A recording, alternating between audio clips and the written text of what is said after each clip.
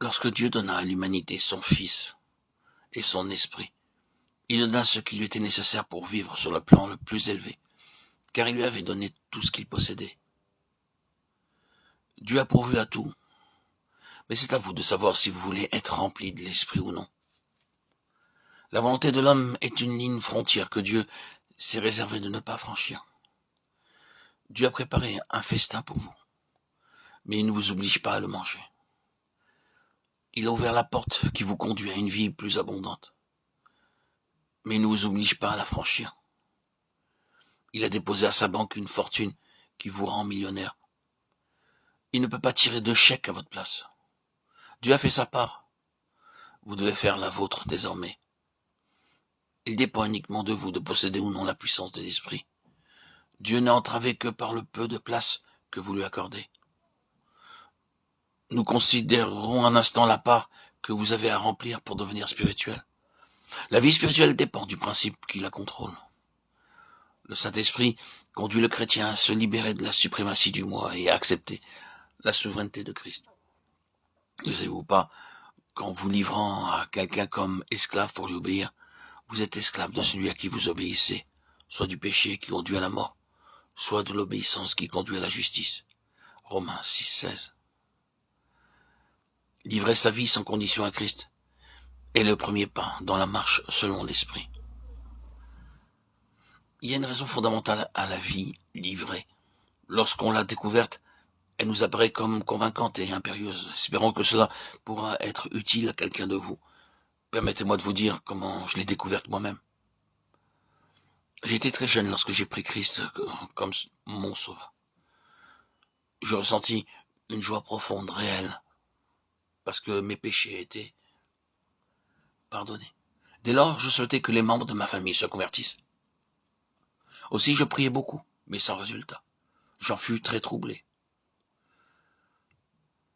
Quoique je fusse né de nouveau, je commettais les mêmes péchés qu'autrefois. Ce qui m'attristait le plus, c'était mon caractère violent. Je n'oserais pas dire ce que je faisais ou disais lorsque j'étais en colère. Ces accès de violence étaient suivis souvent d'une crise, de larmes et presque de désespoir. Car comme la plupart des gens violents, j'avais un cœur sensible. Je prenais la résolution de me conquérir, mais en vain. S'il y avait une chose que je haïssais, c'était l'hypocrisie. Je la découvrais très facilement dans la vie des chrétiens, et je les critiquais ouvertement.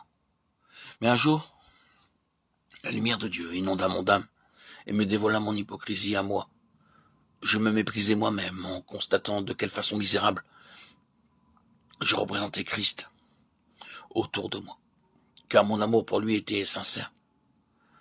Complètement découragé, je me retirai un jour dans ma chambre et je résolus d'y rester, jusqu'à ce que Dieu m'ait répondu. Je dis au Seigneur qu'il devait montrer ce qu'était la vie chrétienne et comment la vivre, ou bien je demanderai à mon pasteur de rayer mon nom du registre de l'Église. Je ne voulais pas profaner plus longtemps le nom de chrétienne.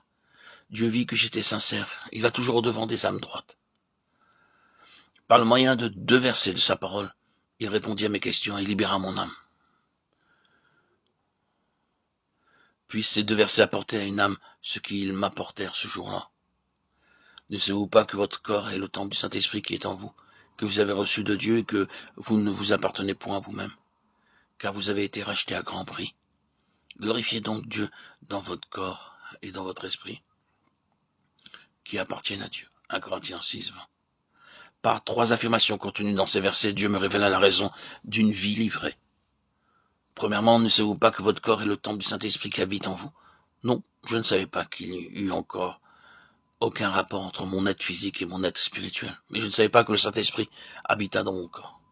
Dieu réclamait ce qui lui appartenait. Ce fut pour moi une révélation saisissante d'apprendre que le Saint-Esprit avait déjà fait sa demeure dans mon corps. Quelle triste demeure je lui avais offert. Supposez qu'aujourd'hui vous appreniez qu'un des plus grands seigneurs de la terre doit venir dans votre ville et loger chez vous. Quel nettoyage, quel préparatif serait fait pour que tout soit digne d'un tel hôte. Mais hélas, nous demandons au roi des rois, au Seigneur des seigneurs, de venir habiter, non pas un jour, mais toute une vie dans une maison indigne et souillée. Je lui dis, Seigneur, je t'ai donné mon âme, dois-je aussi te donner mon corps? J'ai perçu indistinctement ce jour-là, mais de plus en plus clairement, depuis pourquoi Dieu réclame nos corps. Il a besoin de corps humains pour se révéler au monde. La parole a été faite chair et a habité parmi nous. Les hommes ont vu le Père dans le Fils. Christ est maintenant au ciel, mais combien sa présence est nécessaire sur la terre? Ceux qui habitent votre ville, votre maison, qui vont à l'école ou au bureau avec vous, n'ont-ils pas besoin de le voir? Par quel moyen se révélera-t-il aux hommes d'aujourd'hui? Il a deux moyens à sa disposition. Tout d'abord, par sa parole. Combien de millions d'hommes ne possèdent pas de Bible et combien de millions ne sauraient pas lire s'ils la possédaient? Ils ne sauraient la lire. Mais de plus, Christ se révèle aux hommes par nous, chrétiens, qui constituons son corps sur la terre. Le grand besoin actuel n'est pas seulement de prêcher, d'enseigner l'évangile, mais c'est de voir Jésus marcher dans nos rues, vivant dans nos foyers. Comment le fera-t-il? Par vous. Ce jour-là, le Seigneur Jésus me montra qu'il avait besoin de mon corps pour se révéler au monde. Bien que cet appel fût extraordinairement convaincant, j'y résistais. Ma vie ne m'appartenait-elle pas? N'était-ce pas me demander trop que de m'obliger à en confier la direction à quelqu'un d'autre? Était-ce sage? Était-ce raisonnable? Était-ce nécessaire? Mon moi me présentait une foule d'arguments plausibles pour ne pas être dépossédé. Mon Sauveur avait prévu cela et réfuta ces arguments par cette deuxième affirmation. Quoi? Ne savez-vous pas que vous ne vous appartenez point à vous-même? Ce fut comme une épée à deux tranchants qui me transperça. Ces paroles me révélèrent mon hypocrisie, car tandis que je prétendais appartenir à Christ, mon moi avait encore en main les rênes de ma vie. Mais si je cédais, qu'allait me demander Christ? Qu'allait-il m'enlever?